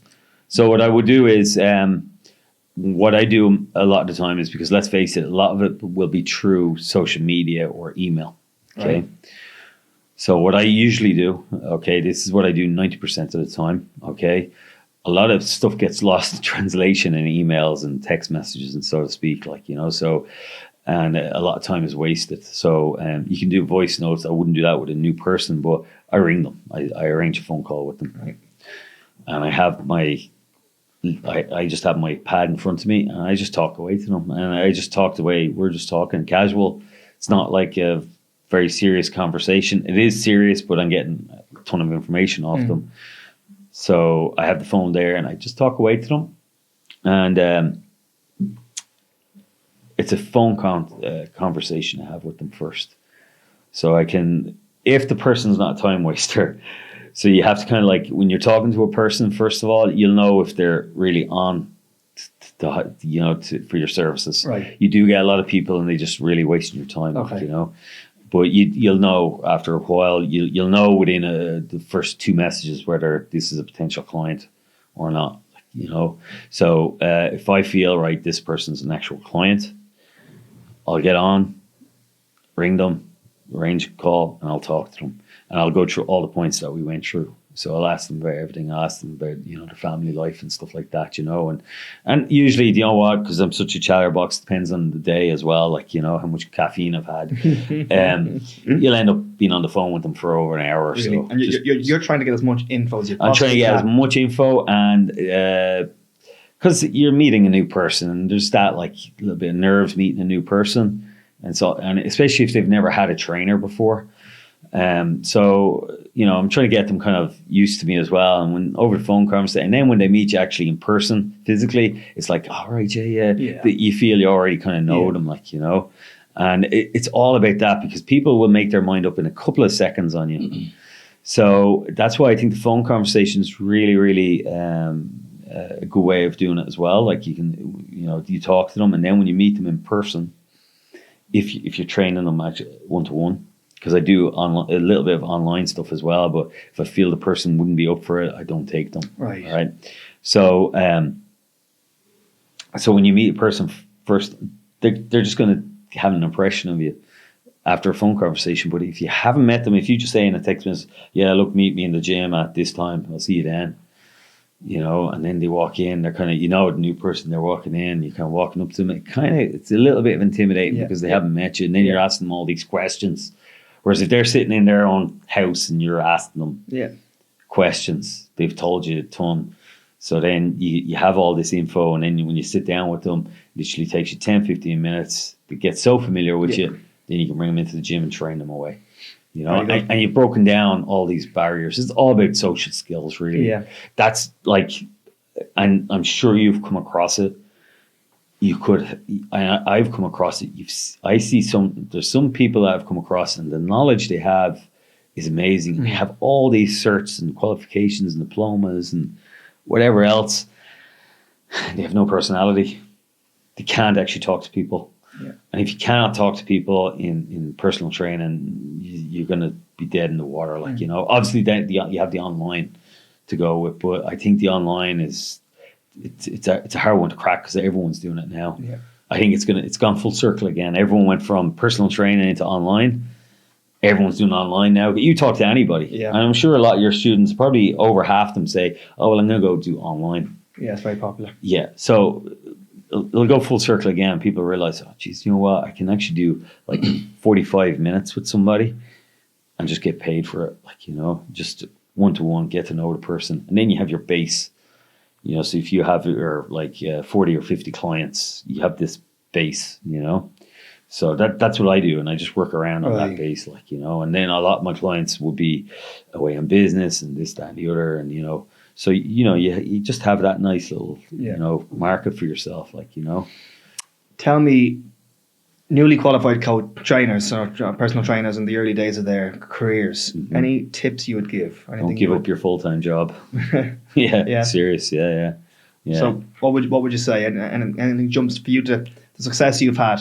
What are some of the key kind of attributes that you've start off small, right? First of all, so work more on you know, these posts you see people putting up 2 spaces left, which means they have like about 20 spaces. You know, don't put it out too much there. You know, if you're a quality PT, you should be working off referrals. So if you get someone and you're training away with them, that's why I say don't give up your full-time job. So once you have a full-time job and you're doing it part-time, especially if you're starting off, because you're probably young and you don't have kids and stuff like that, you know, so you have time to spare, like, you know.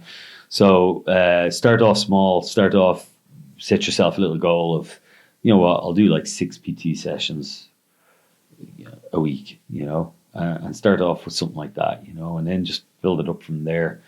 But I think the biggest mistake people make is, and I've seen it, is people get qualified. They know a bit about training, but they haven't got a business. And then then what they do is they give up their full-time job. And then all of a sudden they're going, fuck, I have no actual income coming in. So you're going to be lying in bed looking at the ceiling at night time going, how am I going to pay the bills? You've no money coming in. So it took me a while before, I think it was 2018, I went into full-time PT. But I always had other jobs there that I was working away. I had the shops. And then, you know, before I had a family, I was, I used to do door work. I used to work in nightclubs. So I had 3 jobs. So I used to work in the supplement shop. I used to do the door, and I used to do my PT. So that's probably why I was able to afford to do the shows as well, because I always had a good income coming in. Because, you know, I wasn't lazy. I didn't sit back, like, you know, and wait for stuff to come to me. So it's only now, and like, you have to remember how long I've been in this industry. Yeah. And it's now that I can make a comfortable living at what I do, you know, so I can, you know, not step back, but, you know, I don't work a huge amount of hours anymore, you know, so I work like 20, 25. Very good. Yeah. Sometimes I might up it a little bit, but I find I just get kind of drained from it, you know. So I do that because I do a little bit of online stuff as well with people. So so I'm okay, like, you know, I'm happy enough to work along at just that pace. I don't like putting, at this stage of my life, I just want to kind of enjoy myself and just go along. And if I work at this pace, I can do it into my 70s, even doing this, like, you know, still doing PT. I don't want to retire from it. Yeah. I love what I do. So, you know, I love doing PT. So I'll do it until, you know, I'm gone, like, you know. So I'll continue doing it into my... Yeah, very good. And then I'll be telling you, oh, yeah, my clients are all like 70, 80, you know, but it's, yeah, you have to kind of look at it not as a money thing, but more of a lifestyle. And, you know, and a lot of them, you have to remember, a lot of the people are going to look at you as well as what you do. So a lot of what you put up on social media as well. So if you have clients, for instance, and you're kind of, you have to find a niche. So if you have clients that are looking to lose weight, so let's say that's the most popular one, they want to lose weight, and, you know, and then they're following you on social media, and you're putting out that you're at the weekends and you're drinking pints and you're eating kebabs and, you know, you're eating donuts and this, that, and the other. Your client's going to get pissed off with you. And, you know, they're going to go, well, look, he's fucking out doing this and that, and I'm eating like my salads and chicken and this, that, and the other. So you have to have kind of like, you have to be an influence on people as well, and positive influence on people as well, like, you know. And that's why I think it's very important for PTs to stay in a certain level of shape as well. Yeah. You know, stay in the fitness, like, you know. Yeah. So you know, that's why I kind of stay in shape. Yeah. You know, so people can come to me and kind of like, you know, so if I get a client that's the same age as me and he's overweight and stuff, he can relate to me. Yeah. You know, I have a family as well. I can, you know, I have, you know, responsibilities and this, that, and the other. But if I was 20 years younger, I wouldn't have the clients that I have now. Yeah. Because they wouldn't come to me because they're not hardly going to take me serious, like, you know. Finally, just two really finished. Would you say a lot of what you've learned is self-taught? Yes. Over the years? All the I've made tons and tons of mistakes, and you learn from your mistakes. So I've made mistakes.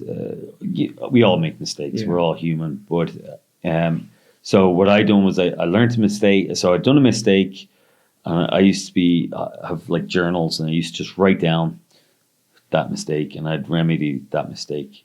So I might remedy it and make that mistake again with that remedy, but I'd always get it right, like, you know. So there were certain things that I used to do that I would get wrong, And I kind of figured it out. And then you try something new because your body's constantly evolving, especially in bodybuilding. So the same thing doesn't always work. So as you get bigger, you need to change certain things as well. So Right. there was a lot of things that I done that were wrong, and a lot of them that I got right. And that's where the importance of a coach would have come in around 2011 for me. Yeah. So that's what I'm saying to people. So if I had a coach in 2011, I could have had a coach bash back and forth with ideas. So that he wouldn't be able to take full control, Right. but I'd be able to still kind of confer with him. But if you're new to it and you have a coach and you haven't really done, like you haven't done a prep. So if you've done a prep on your own, so let's say you done a prep, you done your prep and you done your show and you got third or fourth or whatever. And you had it all written down like that. You come to see me and you want to say, listen, Tommy, what did I do wrong? I have it all written down here. And I said, do you know what? Give me that book. I'll go off with it. And I'll have a read through it. You have everything written down? Yeah, everything. I'll have a read of it. I'll go through and I'll take notes of everything that you've done wrong. And I'll go, that's what you've done wrong. You could take them and then go, right. And I said, just apply that to it and maybe change this. And then you could go off, do another show and maybe win it. Yeah. Because you've just adjusted a few minor things, like, you A know. big knock-on effect. Yeah, and then you kind of go, right, okay. And then you maybe do one or two more shows, and then you go, do you know what? I want to kind of go push for a more kind of higher level show. I really need a coach to keep an eye on me. And then you can have those notes. So anyone that comes to me that I do take, I don't take many competitors, but the ones I do take, I always ask them for what they've done previously. And nothing pisses me off more when they don't have Right. notes kept of what they done previously. They give you this like 2 paragraphs, and I'm like, oh, Yeah. yes. And You're winging then it a bit, I wonder. what you're going to have to do is you're going to have to sit with them, and you're going to have to talk through everything that they've done. And they're not able to remember certain things, and you're like, oh fuck, man, like what? Like, you know, you have to keep a document of everything that you do. That's how you're going to learn. So if you're doing, I would say to people, if they're thinking of doing a show, maybe do like an 8-week cut yourself. No show, and like Try it. You maybe could go off on holidays or something, but you do an 8-week, go through it, keep a note on everything that you do, and kind of go, right, okay, this is my picture before the 8 weeks, this is my picture down, and kind of go, right, okay, right, now I'm going to start prep, and maybe I'd need to change this. If you're a qualified PT and you've done a certain amount of nutrition, you should be able to tweak things yourself. And you will still make mistakes, but you will learn from those mistakes. But that makes you a great trainer then. What's happening now is a lot of people are hiring people and taking their information. So they're taking information that's been told to them, that was applied to them, and they're trying to apply that information to this person, and it doesn't work that way. And one of those people may get great results and the other two will get nowhere. You know, so you have to that's where the personalized things come in. So you have to be really careful, like, you know. Is there any recommendations you would have over places to learn, people to follow? Like I'm guessing quite a bit is books, right, back in the early days. The books are great, stands out to you? but nobody wants to read books. Okay, so Cornelius Parker, he's probably one of the best guys on Instagram. Right, Okay. Cornelius Parker. Parker, yeah. I think it's like his handle is like CDEON1. He'll be on my friends list anyway. So there's him. From a bodybuilding point of view, there's a guy up north called Brian Ward. He's a good guy. There's another guy here. And will these people be sharing tips and educational stuff? Yeah. Brian's very good because he just talks all the time. You know, so he puts up these long stories, just talks. Paul Morgan is another guy. He's in Westside Gym. Okay. He's another good guy. There's a few really good coaches out there. There's Brian Hickey as well. He's a good guy as well. He's a good few people. You've probably heard of Brian as well. So there is a few good guys out there. There's Loch Gannon. You have all these people there, and they're all Irish based. You see a lot of people, and they're hiring people from the UK. Like we have all our own people here that have done extraordinary things in bodybuilding, and people are thinking, you know, the grass is greener, and it's not actually greener at all. Like, you know, And that's another thing that kind of annoys me, because you see a lot of people, like we have like those coaches that, like, obviously Cornelius is based in the UK, but he's Irish connections, or sorry, he's based in the US. But like the likes of Paul and Brian Ward and Brian, you know, you got these guys that are here in Ireland that you can come and see like in person, and they have a ton of knowledge. And I don't understand why people would go and get these guys. And then you have like Lochgannon and myself. Lochgannon and myself are kind of similar in our approaches, where we actually bring people to the gym and actually train them on how to train. You're not going to get that from an online guy, like, you know. Whereas, you know, you have that hands-on where you can put people in certain positions. Like, you can get people sending you back and forth videos, but it's very frustrating when you're telling them, like, some people don't get the concept unless you put your hand on them and kind of go, move this way, this way, you know. And, you know, if someone's down beside you and telling you to do another fucking rep, they'll do it, like, you know. Whereas if you're online, you're not going to get that, like, you know. So that's the beauty, because we do have really, really good guys here, and girls. A lot of good girls here as well. So, you know, I think people should be utilizing our people here as well, like, you know, because there is a lot of good people here as well. So you don't need to kind of like go too far abroad, like, to But like, there's the likes of myself. I do like a PT work. I'm not really a coach because I find the diet very, very easy to do for people, but I rather bring people in, physically work with them. I don't like the online stuff, because I do think a lot of stuff gets lost in translation, unless the person is an absolute savage. And I've met them a couple of times, and I know them, and I know they can train hard. Like Akin would be a classic example of that. I know Akin, and I know what he can do, and I know what he can, the way he can train. So we can work online, no problem, because I know what he can do and can't do. So there's a lot of different variables there, like, you know, but you need to find your niche as well. Yeah. Very good. Okay, last thing I want to go through is we had a discussion beforehand about some of your clients are in their 30s and 40s and everything else. Just for the general results you're getting with people from your vast experience. Yeah. We also spoke quite a bit about mindset before the podcast. Yeah. Any general tips you can give to viewers watching this, maybe 40 plus, how they can make a transformation in their lives and finally get into shape? The 40 plus people need to kind of like get out of the mindset that they think just because they're 40, they're old. 40 isn't old, okay? You need to be more diligent about your health. You need to be more diligent about strength training. Strength training and diet are the most important keys for a person over 40, okay? And sleep, where you're reducing your stress levels a little bit as well. So there's a lot of key factors with the people over 40 and into their 50s. And I've seen people make vast differences to their lifestyles by just simple changes. So something as easy as you'll get a lot of clients and they use their iPhones or they use their laptops right before they go to bed. You know, I tell people to get just an ordinary alarm clock out of like Argos. Don't sleep with any electrical devices in the bedroom. Use blackout blinds. Yeah. And sleep in a completely dark room. So that's what I do. I keep any kind of devices away from me if I can. And then the main thing is the diet. They need to get away from having a couple of pints and this, that, and the other. It's okay on special occasions and whatever. But it's if you make a big effort with the diet, especially like the breakfast is the most important thing. And I'm a big component for the meat and vegetables and nuts, Charles Poliquin kind of breakfast. So if I eat a lot of carbohydrates early in the day, I start falling asleep. You know, I get very tired. So my carbohydrate intake is mainly at nighttime or directly after I train. So that's when I take in the bulk of my carbohydrates. So in the mornings, it's always red meat, eggs, with vegetables and some nuts, and sometimes berries.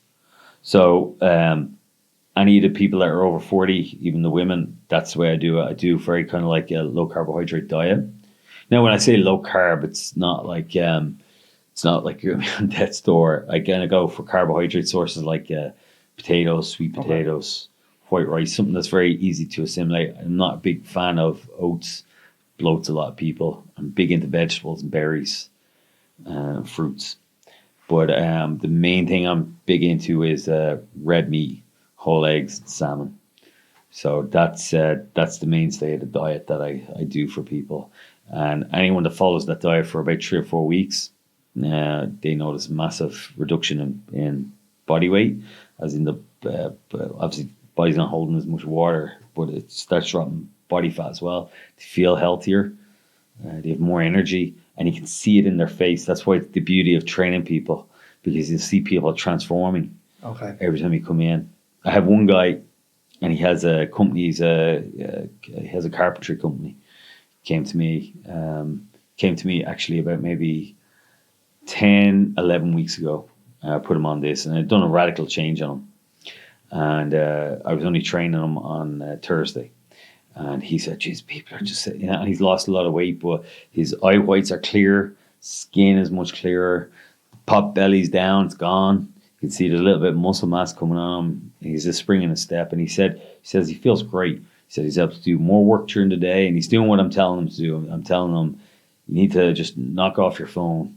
You can watch TV, but when you go up to bed, and that's it, So just, and you know what? They're the most easiest things. Yeah. And like the most basic thing is getting outside in the morning times. Getting what, sorry? Getting outside. Okay. No matter what kind of weather is, obviously if it's sunny, sit in the sun. Yeah. 10, 15 minutes in the morning makes a huge difference to your overall mental health for the day. And I try to do that as much as I can, even during the winter time. If there's any sun out, or if the weather's kind of just good, if it's not lashing rain, I kind of just sit there and I'll have my cup of tea, or like a cup of green tea or a cup of coffee in the morning, and just sit there and just relax. No phone, no nothing. And then I start my day, And if more people done that, and I do this with people, I know it's hard if you have kids, and if you just try to do it for 10 minutes. But this particular guy, I don't know, said it to him. I said, where he lives, he's in Kildare, and he has showed me pictures of the garden, lovely garden. Sit out there, leave your phone inside, and just sit out for 10 minutes. Use your watch. And he said it makes a huge difference. Comes in, he's much calmer, the whole lot. He was suffering from blood pressure. So his blood pressure would go up in the evenings, and it was high during the night, and then it would be high in the morning, and then it kind of goes down during the day. So obviously he's stressing out whatever he's doing on his phone. But he says blood pressure now is normal. So it does make a massive difference overall. Things compound. Yeah. So this is where life comes in as well, because I suffer with blood pressure problems as well. My blood pressure goes up and down. So that's why I'm really diligent with staying calm and not working myself into the ground, and just doing things that would basically help keep you calm, because life is just hectic at the minute, and we don't kind of do the things that we used to do, that our grandfather, stress is a lot different now than it was 60, 70, 80 years ago. So if we kind of went back to what they used to do, the men used to do, and the women used to do back then, there was very little blood pressure or diabetes back then, so you have to kind of look at, what they used to do, because they did have something going back then. We have too much technology now, so you need to kind of ground yourself a little bit. Do you find after you get someone through a few weeks, and the love just increases and the snowballs, and it gets easier then? Their diet gets easier, and you can train them harder. They don't give out about the diet any longer.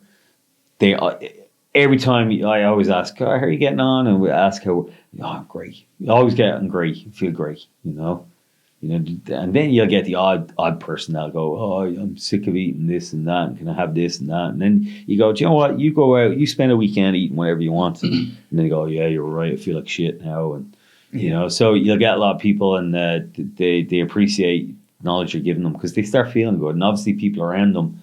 So you see the whole thing about the compliment, what we're talking about with when you use steroids, you get bigger and people give you compliments. So you can imagine for someone in their 40s, when they do something like a bit of strength training with me, I change their diet, give them proper lifestyle kind of advice, and they implement all that, and they start getting leaner, looking better, looking fresher, and people are telling them they look great. Imagine how that person feels. And that's something that they can do for the rest of their life. It's not a yo-yo, it's not a yo-yo effect. So they're not going to have to come off anything. As long as they keep eating their diet and doing their little bit of training 3 times a week and doing what I tell them to do, they'll get better and better and better. And they'll still get the compliments. Geez, you look great in this, that, and the other. And they love that. And that's great for me because they keep coming then, like, you know. So that's the way you need to look at it as well. So for all the PTs that are coming up along, that's the way that would be my approach to people.